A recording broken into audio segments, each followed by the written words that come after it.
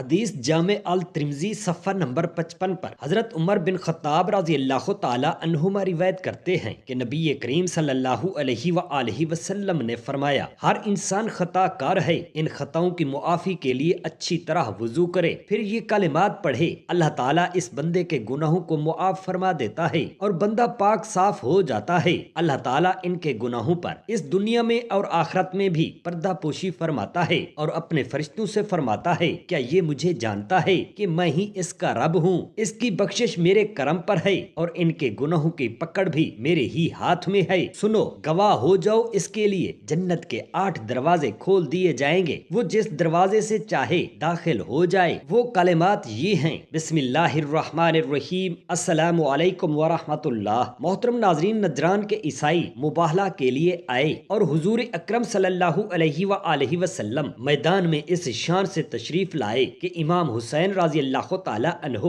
آپ کی گود میں ہیں اور آپ امام حسن رضی اللہ تعالی عنہ کا ہاتھ پکڑے ہوئے ہیں۔ سیدہ فاطمہ الزہرا رضی اللہ تعالی عنہا آپ کے پیچھے اور حضرت علی کرم اللہ وجہہ ان کے پیچھے ہیں، اور حضور نبی کریم صلی اللہ علیہ وآلہ وسلم یہ فرما رہے تھے، جب میں دعا کروں تو تم لوگ آمین کہنا۔ عیسائیوں کے پادری نے ان برگزیدہ حضرات کے چہروں کی نورانیت کو دیکھا تو پکار اٹھا، اے عیسائیوں کی جماعت، یقیناً میں ایسے نورانی چہروں کو دیکھ رہا ہوں، اگر یہ اللہ کے دربار میں معروضہ کریں کہ پہاڑ کو اس کے مقام سے ہٹا دے تو اللہ تعالیٰ ان کی دعا کے سبب ضرور پہاڑ کو ہٹا دے گا، لہذا تم ان سے مباہلہ نہ کرو ورنہ تم سب کے سب ہلاک ہو جاؤ گے۔ پھر ان لوگوں نے حضور نبی کریم صلی اللہ علیہ وآلہ وسلم کی بات پر یقین کر لیا اور آپ کی خدمت میں جزیہ کے طور پر 2000 سرخ جوڑے اور 300 لوہے کی ذرہ پیش کیے۔ حضور اکرم صلی اللہ علیہ وآلہ وسلم نے ارشاد فرمایا، قسم اس ذات کی جس کے قبضہ قدرت میں میری جان ہے،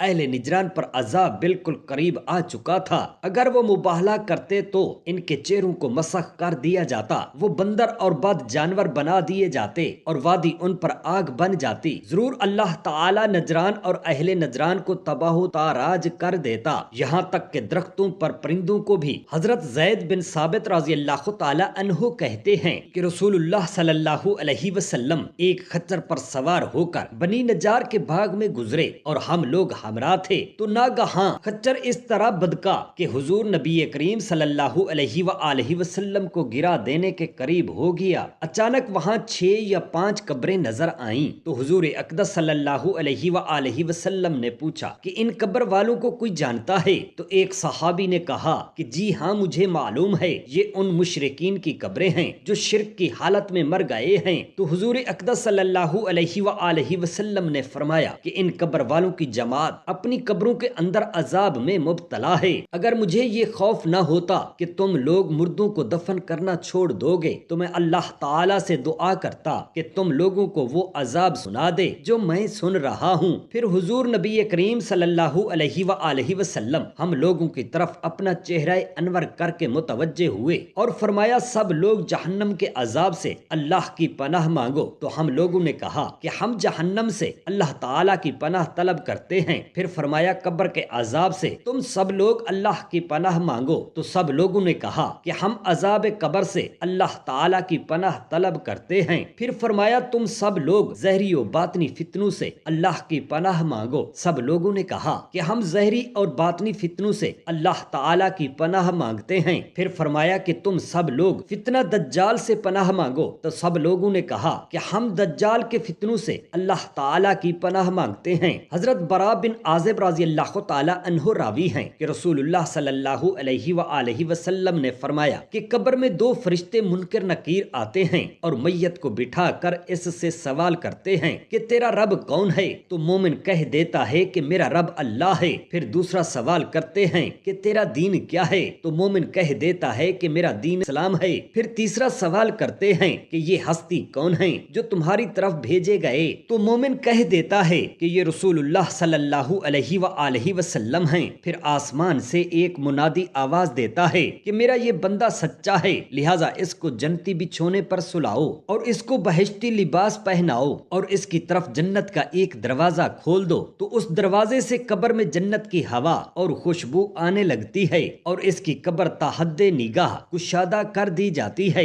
اور کافر سے جب منکر نکیر سوال کرتے ہیں کہ تیرا رب کون ہے، وہ کہتا ہے ہائے ہائے میں تو کچھ نہیں جانتا۔ پھر پوچھتے ہیں کہ تیرا دین کیا ہے، تو وہ کہتا ہے کہ ہائے میں تو کچھ نہیں جانتا۔ پھر فرشتے سوال کرتے ہیں کہ یہ ہستی کون ہیں جو تمہارے اندر بھیجے گئے، تو وہ کہتا ہے کہ ہائے ہائے میں تو کچھ نہیں جانتا۔ تو آسمان سے ایک فرشتہ پکارتا ہے کہ یہ جھوٹا ہے، لہٰذا اس کے لیے جہنم کا بستر بچھاؤ اور اس کو جہنمی لباس پہناؤ اور اس کی طرف جہنم کا ایک دروازہ کھول دو، تو اس دروازے سے جہنم کی گرمی اور گرم ہوا اور بدبو قبر میں آتی رہتی ہے، اور اس کی قبر اس قدر تنگ کر دی جاتی ہے کہ میت کی دہنی پسلیاں بائیں طرف اور بائیں پسلیاں دہنی طرف ہو جاتی ہیں، اور اس کے اوپر ایک اندھا بہرا فرشتہ عذاب کے لیے لوہے کے ایک ایسے گرز کے ساتھ مسلط کر دیا جاتا ہے کہ اگر وہ اس گرز سے پہاڑ کو مارے تو پہاڑ مٹی ہو کر بکھر جائے۔ اسی غرض سے وہ فرشتہ کذاب اس مردہ کو ایسی مار مارتا ہے کہ مشرق و مغرب کی ہر مخلوق سوائے انسانوں جنوں کے اس مار کو سنتے ہیں۔ حضرت ابو سعید خدری رضی اللہ تعالی عنہ سے روایت ہے کہ رسول اللہ صلی اللہ علیہ وآلہ وسلم نے فرمایا کہ کافر کی قبر میں 99 اژدہے مسلط کر دیے جاتے ہیں جو اس کو کاٹتے اور ڈستے رہتے ہیں یہاں تک کہ قیامت ہو جائے،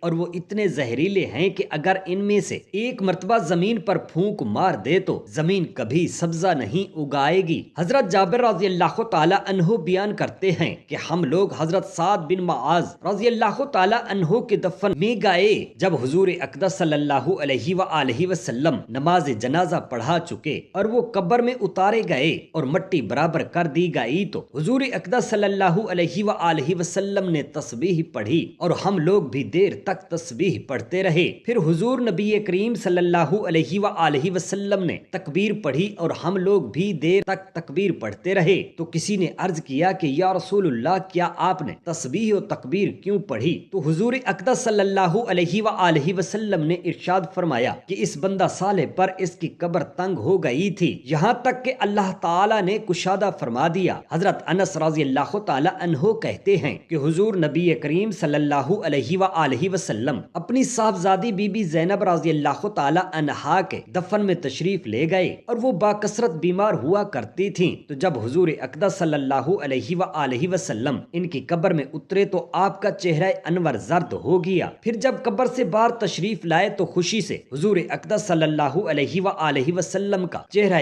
انور چمکنے لگا، تو میں نے عرض کیا کہ یا رسول اللہ ایسا کیوں ہوا؟ تو فرمایا کہ قبر نے میری بیٹی کو ایک مرتبہ دبوچا تو مجھے دبوچنے اور عذاب قبر کا خطرہ محسوس ہونے لگا۔ پھر ایک فرشتہ نے آ کر مجھے خبر دی کہ اللہ تعالیٰ نے ان پر تخفیف فرما دی، تو مجھے اس سے خوشی کے ساتھ اطمینان ہو گیا۔ قبر کا دبوچنا اس زور کا تھا کہ اس کی آواز مشرق و مغرب میں سنی گئی۔ حق تعالیٰ نے ہمیں اپنی ہدایت و مہربانی سے دنیا میں بھی برزخ کا ایک نمونہ دکھایا ہے، یعنی سونے والے کی حالت برزخ کا ایک نمونہ ہے۔ بہقی نے شعب الایمان میں حضرت انس بن مالک رضی اللہ تعالی عنہ سے روایت کیا کہ نبی کریم صلی اللہ علیہ وآلہ وسلم نے ارشاد فرمایا کہ کیا میں تم کو 2 دنوں اور 2 راتوں کی خبر نہ دوں؟ ایک دن تو وہ جب بشارت دینے والا تمہارے پاس آئے گا اللہ تعالیٰ کی رضا مندی یا اس کی ناراضگی کا پیغام لے کر، اور دوسرا دن وہ جب کہ تم اللہ تعالیٰ کے حضور کھڑے ہوگے اور تمہارا نامہ اعمال تمہارے ہاتھ میں دیا جائے گا، دائیں ہاتھ میں یا بائیں ہاتھ میں۔ اور راتوں میں سے ایک رات وہ جب میت اپنی قبر میں پہلی رات گزارے گی، یہ رات وہ ہوگی کہ اس سے پہلے ایسی رات کبھی نہ آئی ہوگی، اور ایک وہ کہ جس کی صبح قیامت قائم ہوگی کہ اس کے بعد کبھی رات نہ ہوگی۔ رسول اللہ صلی اللہ علیہ وآلہ وسلم نے فرمایا کہ جب قبر میں مردہ رکھ دیا جاتا ہے تو قبر اس مردہ سے کہتی ہے کہ اے ابن آدم، تو کس فریب میں پڑا رہا؟ میں فتنہ کا گھر ہوں، میں تاریکی کا گھر ہوں، میں تنہائی کا گھر ہوں، میں کپڑوں کا، میں کیڑوں مکوڑوں کا گھر ہوں۔ تو کس گھمنڈ میں تھا جب تو لوگوں کو دھکا دیتا ہوا میرے اوپر سے گزر جاتا؟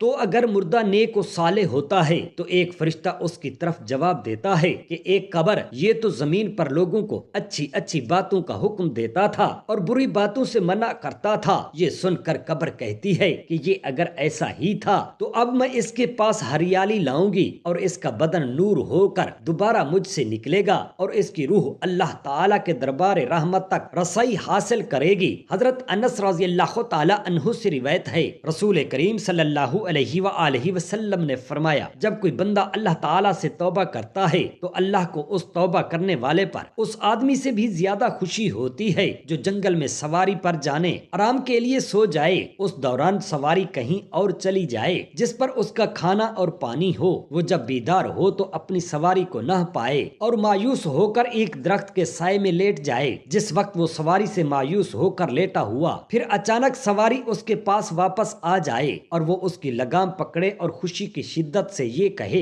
اے اللہ آپ میرے بندہ ہیں اور میں آپ کا رب ہوں، یعنی شدت مسرت کی وجہ سے الفاظ الٹ ہو جائیں۔ بحوالہ حدیث مسلم حضرت انس رضی اللہ تعالی عنہ سے روایت ہے کہ رسول کریم صلی اللہ علیہ وآلہ وسلم نے فرمایا، اللہ تعالیٰ فرماتے ہیں، اے آدم کے بیٹے، تم مجھ سے دعا کرتے رہو گے اور مجھ سے امیدیں وابستہ رکھو گے، میں تم کو معاف کرتا رہوں گا جو گناہ بھی تم نے کیے ہوں گے اور مجھے کچھ پرواہ نہیں تم نے کتنے گناہ کیے۔ اے آدم کے بیٹے، اگر تیرے گناہ آسمان تک پہنچ جائیں پھر تم مجھ سے معافی طلب کرو تو میں تمہیں معاف کر دوں گا اور مجھے کچھ پرواہ نہیں۔ اے آدم کے بیٹے، اگر تم زمین کے برابر گناہوں کے ساتھ مجھ سے ملاقات کرو لیکن جب تیری مجھ سے ملاقات ہو تو میرے ساتھ کسی کو شریک نہ ٹھہراتا ہو تو میں تیرے پاس ان گناہوں کے برابر بخشش کے ساتھ آؤں گا۔ حضرت ابو ہریرہ رضی اللہ تعالی عنہ سے روایت ہے کہ رسول کریم صلی اللہ علیہ وآلہ وسلم نے فرمایا، ایماندار آدمی جب گناہ کرتا ہے تو گناہ کا سیاہ نقطہ اس کے دل پر نمودار ہو جاتا ہے، اگر وہ توبہ و استغفار کرے تو اس کا دل صاف ہو جاتا ہے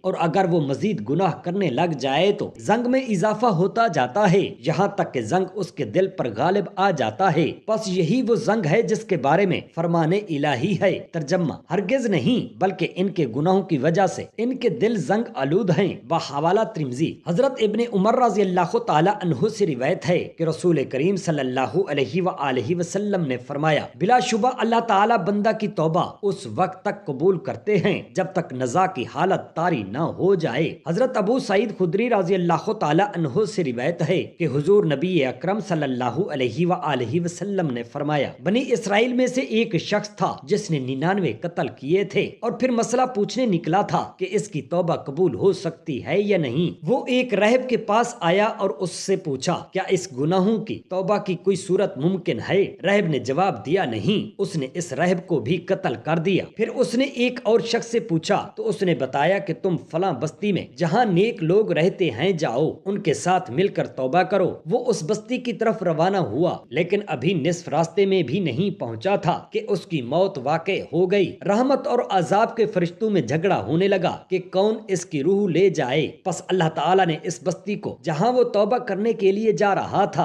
حکم دیا کہ اس کی ناش کے قریب ہو جائے، اور دوسری بستی کو جہاں سے نکلا تھا حکم دیا کہ اس کی ناش سے دور ہو جائے۔ پھر اللہ تعالیٰ نے فرشتوں سے فرمایا، اب دونوں کا فاصلہ دیکھو، جس طرف کا فاصلہ کم ہو اسے اس بستی کے رہنے والوں کے حساب میں ڈال دو، اور جب فاصلہ ناپا گیا تو اس بستی کو جہاں وہ توبہ کرنے جا رہا تھا ایک بال شت ناش سے زیادہ قریب پایا اور اس کی مغفرت کر دی گئی۔ یہ حدیث متفق علیہ ہے۔ حضرت ابو ہریرہ رضی اللہ تعالی عنہ سے مروی ہے کہ حضور نبی اکرم صلی اللہ علیہ وآلہ وسلم نے فرمایا، جو شخص مغرب سے سورج طلوع ہونے یعنی آثار قیامت نمودار ہونے سے پہلے توبہ کر لے گا اللہ تعالیٰ اس کی توبہ قبول فرمائے گا۔ اس حدیث پاک کو امام مسلم اور نسائی نے روایت کیا ہے۔ حضرت انس رضی اللہ تعالی عنہ سے مروی ہے کہ حضور نبی اکرم صلی اللہ علیہ وآلہ وسلم نے فرمایا، ہر انسان خطا کار ہے اور بہترین خطا کار توبہ کرنے والے ہیں۔ حضرت ابو ذر رضی اللہ تعالی عنہ روایت کرتے ہیں کہ رسول اللہ صلی اللہ علیہ وآلہ وسلم نے ارشاد فرمایا، اللہ تعالیٰ ارشاد فرماتے ہیں، میرے بندے بے شک جب تک تو میری عبادت کرتا رہے گا اور مجھ سے مغفرت کی امید رکھے گا میں تجھ کو معاف کرتا رہوں گا، چاہے تجھ میں کتنی ہی برائیاں کیوں نہ ہوں۔ میرے بندے اگر تو زمین بھر گناہ کے ساتھ بھی مجھ سے اس حال میں ملے کہ میرے ساتھ کسی کو شریک نہ کیا ہو تو میں بھی زمین بھر مغفرت کے ساتھ تجھ سے ملوں گا، یعنی بھرپور مغفرت کر دوں گا۔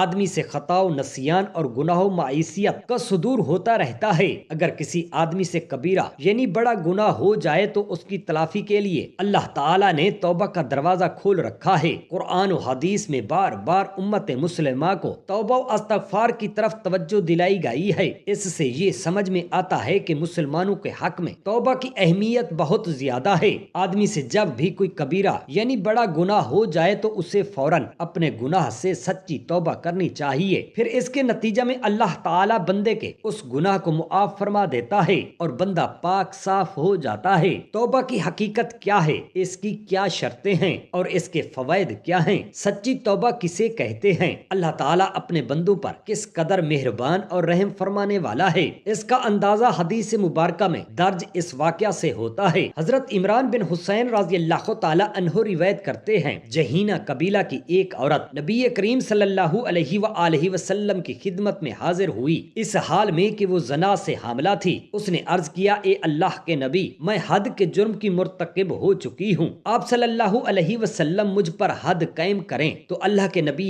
کریم صلی اللہ علیہ وآلہ وسلم نے اس کے ولی کو بلایا اور اس سے فرمایا کہ اسے اچھی طرح رکھنا، جب بچہ پیدا ہو جائے تو اسے میرے پاس لے آنا۔ بس اس نے ایسا ہی کیا۔ آپ صلی اللہ علیہ وآلہ وسلم نے اس عورت کے بارے میں حکم دیا کہ اسے سنگسار کر دیا جائے۔ پھر آپ صلی اللہ علیہ وآلہ وسلم نے اس کا جنازہ پڑھایا تو حضرت عمر فاروق رضی اللہ تعالی عنہ نے حضور نبی کریم صلی اللہ علیہ وآلہ وسلم کی بارگاہ اقدس میں عرض کیا، یا رسول اللہ، آپ اس کا جنازہ پڑھاتے ہیں حالانکہ اس نے زنا کیا تھا؟ تو نبی کریم صلی اللہ علیہ وآلہ وسلم نے فرمایا، بے شک اس نے ایسی توبہ کی ہے، اگر مدینہ کے 70 آدمیوں کے درمیان تقسیم کی جائے تو انہیں کافی ہو جائے۔ اور کیا تم نے اس سے افضل توبہ پائی ہے کہ اس نے اپنے آپ کو اللہ کی رضا و خوشنودی کے لیے پیش کر دیا؟ بحوالہ حدیث صحیح مسلم۔ توبہ و استغفار کی فضیلت اس بات سے بھی عیاں ہوتی ہے کہ اللہ تبارک و تعالی تائب کے لیے جنت کے 8 دروازے کھولنے کا حکم فرماتا ہے۔ حضرت عمر بن خطاب رضی اللہ تعالی عنہما روایت کرتے ہیں کہ نبی کریم صلی اللہ علیہ وآلہ وسلم نے فرمایا، جس نے اچھی طرح وضو کیا، پھر کلمہ شہادت پڑھا